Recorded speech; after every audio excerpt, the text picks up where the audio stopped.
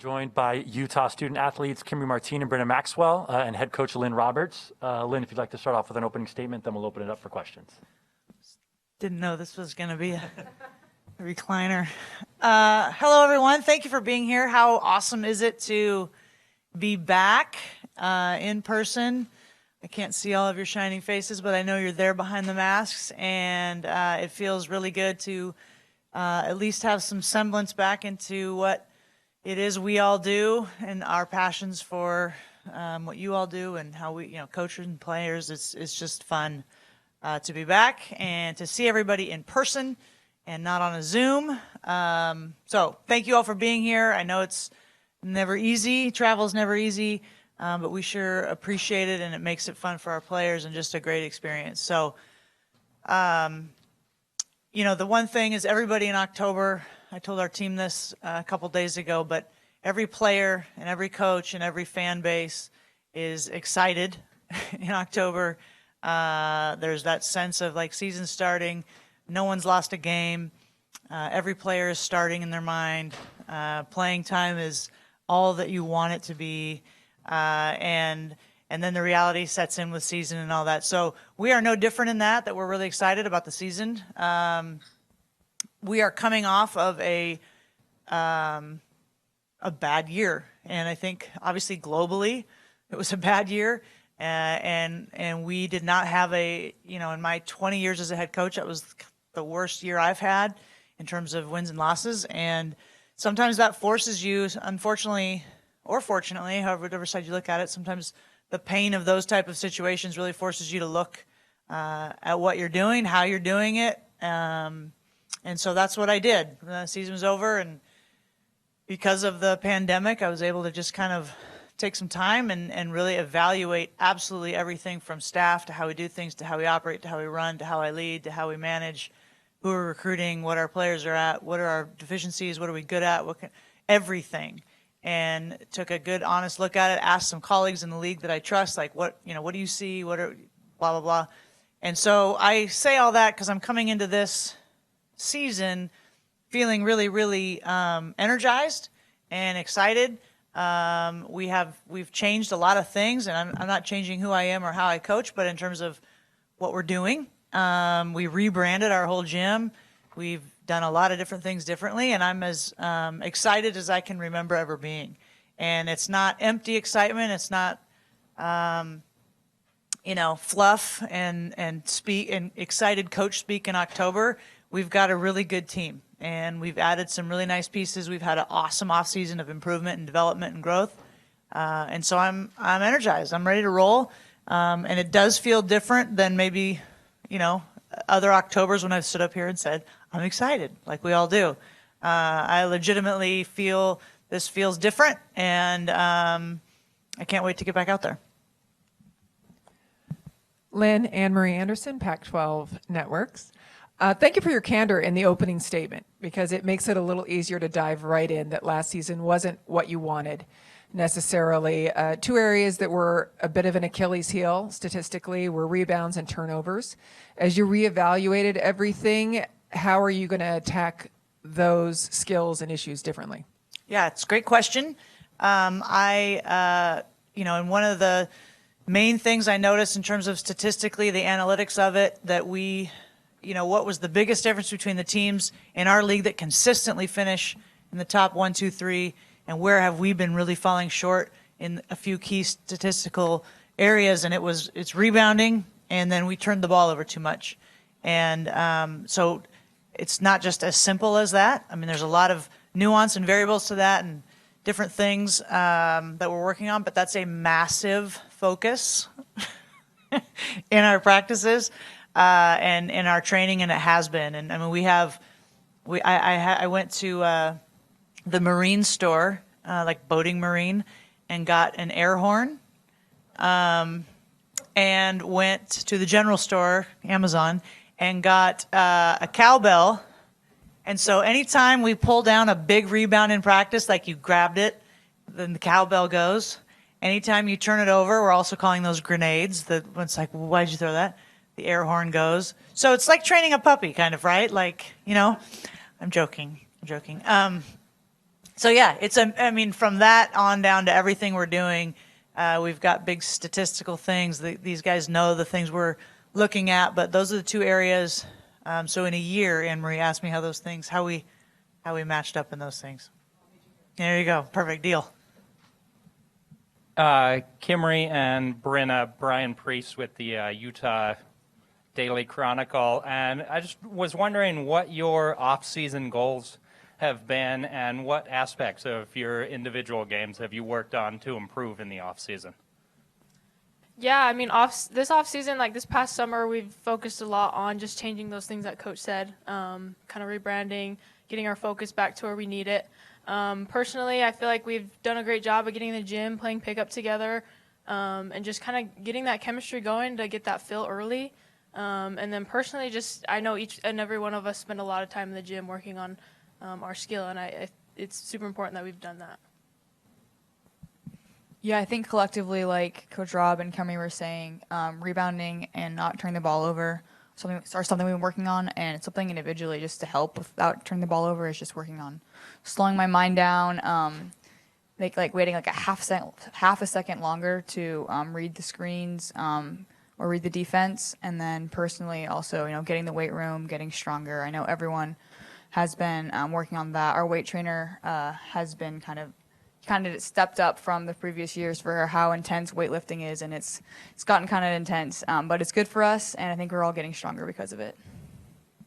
It's a side note, they were just in the hallway talking about how swole they were and how big they looked in there. So they really believe it. Coach, can you help us understand some of the new faces that we're going to want to pay attention to who have made some impacts in practice thus far? Good to see you, Ann. You too. Thanks.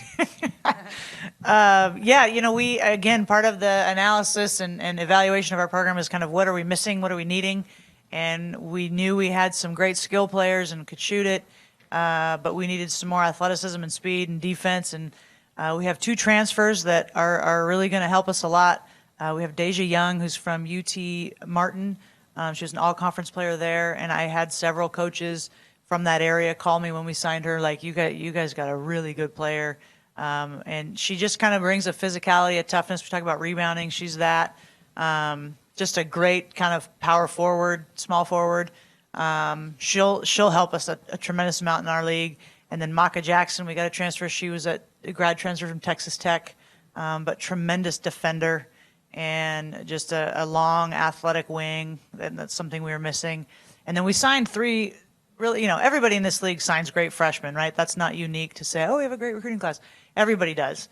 And as a coach, and you sign good players, great players, highly recruited. They all, you beat out different places. Awesome. Everybody, the other 11 coaches could say the same thing. But you never know how quickly it'll translate. Like how quickly will their talent kind of and their ability kind of come into focus. Sometimes it can take a season. Sometimes it can take 6 weeks, sometimes it can take 2 years, whatever. And strangely, uniquely, this year, I think all three of our freshmen, you guys can chime in here if you want, but I think they're all ready. And they're going to be freshmen, and there's going to be freshman moves and mistakes, but they have all kind of acclimated pretty quickly. And in practice, don't seem to be too phased with the level. And that's fun. And they're all three very different. But the other one that's very unique, one of the new freshmen is the point guard that we got from Portugal, Ines Vieira, is by far the fastest player I've ever coached or been around. She is quick and fast, and I watch her guard other people, and I think, thank heavens that's not me out there. She's going to be an impact player, which is exciting.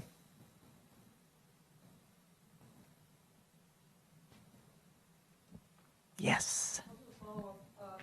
Players first. Coach mentioned that after the season, she kind of hunkered down, and reevaluated. Were you inclined to do that collectively as a team, or maybe individually doing the same thing, looking in the mirror and saying, "This is not acceptable. Here's what I must do for us to be better"? And Coach, when they're finished, Did you go to some island or something, or would you go in the garage for a while? What the hell? Yeah, so at the end of the year, Coach Rob kind of pulled all the players aside and had a one-on-one meeting and kind of said, this is what you're good at and this is what you need to work on. And I think everyone that stayed on the team, they took that to heart, and they started to really work on those skills. Speaking for me, like, I did have to sit back a little bit, and it took me a couple weeks just to, like, get over how that season ended, because it wasn't what anyone wanted. You know, there's only one team in the nation that's happy with how the season ended. And so, yeah, just reflecting on that and working on those skills that, you know, Coach Rob and I talked about. And then our weight trainer, like I said, he had this app, and he had basically an individualized weight training plan for everyone during the off season. So it was like 4 to 5 times a week in the weight room, 3 to 4 times conditioning, and I think it's going to pay off this season for sure. Yeah, I think last year was tough because it was a roller coaster. There was a lot of talk last year as a team that we wanted to change things and wanted to do things, and it wasn't like hidden. The answer wasn't hidden. We talked about it a lot, but it's one thing to talk about it and the one thing to do. And so what we did is individually we just took time off. Obviously reflect on your own. We kind of did personal reflections. But then we came back, and obviously we trust Coach enough, and she came up with this plan, and we're all in, and we're excited to be able to use that to change what we need to change, and we trust in her. I did not go anywhere crazy. I wasn't in rural Oregon on the coast like others. But I just took time. I mean, actually, my family and I, we did go on a road trip, drove, RV'd with 2 5-year-olds. Anyone jealous? Anyone? But it was great. Like, I got to, I just was writing and doing all sorts of thinking, and so that kind of was the impetus for me to, like, where we're at. And then I just, had hard conversations with people. And there's no shame in that. I bring it all up because I think it's important to, I have no shame. That's sometimes you got to really kind of fail to kind of have a new vibe and a new look, and that's where I feel, and that's why. But I'm confident, and I know what we're doing. I know where we're heading. I know how good this league is. I know, and I'm reveling in the idea of being the underdog. I love it. Let's bring it on. I don't care where we're ranked. It's not about what other people's opinion are. It's about results. So I'm excited. Alyssa, Charleston, Pac-12 Network over here. Hey.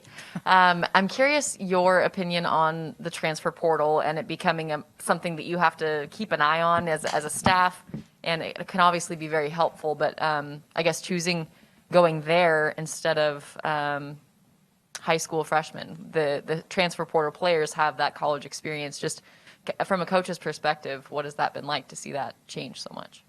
Yeah, that's a good question.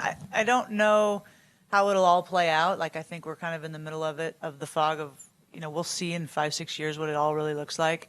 The one thing where I landed with it is it's not going away. As much as we agree, disagree, love it, hate it, like, it is. And so you have to adapt, and I think it's a great tool. I don't think it, personally, my philosophy is I don't want to only recruit from there. But I think, it's a resource. It's like free agency in the middle of the season for pros. Like, you kind of figure out what you need at the end of a year. Like, okay, we need this. Let's go see if we can sign that. Meanwhile, developing the freshmen that you recruit, you've known these guys since they were like 14, right? And then you bring in a transfer that you know for 14 days. And you know what I mean? Like, it's just a different. So my personal belief I wouldn't want to make a habit out of, like, that's our only diet. But I do think it's a valuable resource, and it's not going anywhere. So we're going to adapt, and just, you have to do your homework as to why kids are transferring, what they bring with them, what they don't bring, this kind of thing. But if you do it the right way, I think it's a great resource. Thank you. Hey, over here, Ben Parker, CardinalSportsReport.com. I like asking athletes this question. What aspect for the players, just what aspect of being a student athlete at the University of Utah specifically do you most kind of enjoy, just being part of the Utah community? Yeah, the community is amazing. We have a great support system, too, around us. So super exciting to be able to just get better each and every day, knowing that when games comes around, we're going to be able to see the familiar faces and the locals, and I think that really excites us. And then schooling's a great school. We all take it very serious and know that that's more important than basketball, and we know that that's the important thing. Yeah, I have to say the community is really tight. It's a big city, but it's a very tight basketball community. You see the same fans after every game, and we're lucky enough to be able to talk to them after home games on the court and just kind of build those relationships, which I think is really special that we do. And then just the team, like this is the closest team I've ever been a part of. Like we generally all love each other. I love them to death. It's just such an honor to be part of this program. Cindy Brunson, Pac-12 Network play-by-play voice. Hi, Coach Rob. Hi, Cindy. I'm Like not the used kicks. Oh, thank you. I'm not used to seeing you without some emergency, so that's a It's little in my bag. jarring. I can get you some. I know. Go run, get you one. Thank you for the book recommendation via Twitter about It Takes What It Takes. Yeah. It was a fantastic read. I took away a lot from it. I want to know what your biggest takeaway was and how you're using some of those tenets to help your team this season. Yeah, and actually, I got it recommended to me from Corey Close at UCLA, which is probably a surprise to no one. You too? Yeah, great. It's a great book. So It Takes What It Takes by Trevor Moad, who actually just tragically passed away from cancer.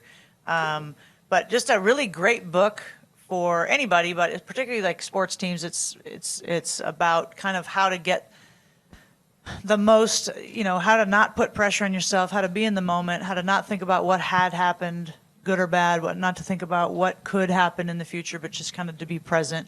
It's been great. We broke it up to answer your question, Cindy. Like what I think, to be honest with you, the most valuable thing about it was it got our team to the next level of relationship with each other. And I gave them a notebook, and there was different units, and there's different activities, and they had to come prepared with stuff, and they filled it out, and it didn't take 5 minutes. You had to put some time into it. But they all, and I just told them at the beginning of the summer, like, you're going to get out of this what you put in. So if you engage with this and really try, this is going to be really powerful for our team. And they all did it, which was awesome. And our staff did it too. So we would go through the unit together and break off and do things, and then they'd present to the group and really get out in front of each other. But it became a really neat team. Like, we just got to another level of communicating, sharing. There's some tears. There's it kind of opened up our group to where a little more authentic depth to the bond. And I think we're seeing that now. So the book is phenomenal, but also just kind of its impact of going through that book group together was maybe even more powerful. We have time for maybe one or two more. Are there any others? Oh, okay. Brynna, Kemery, Lynne, thank you so much. Thank you all for being here. See ya on the sideline.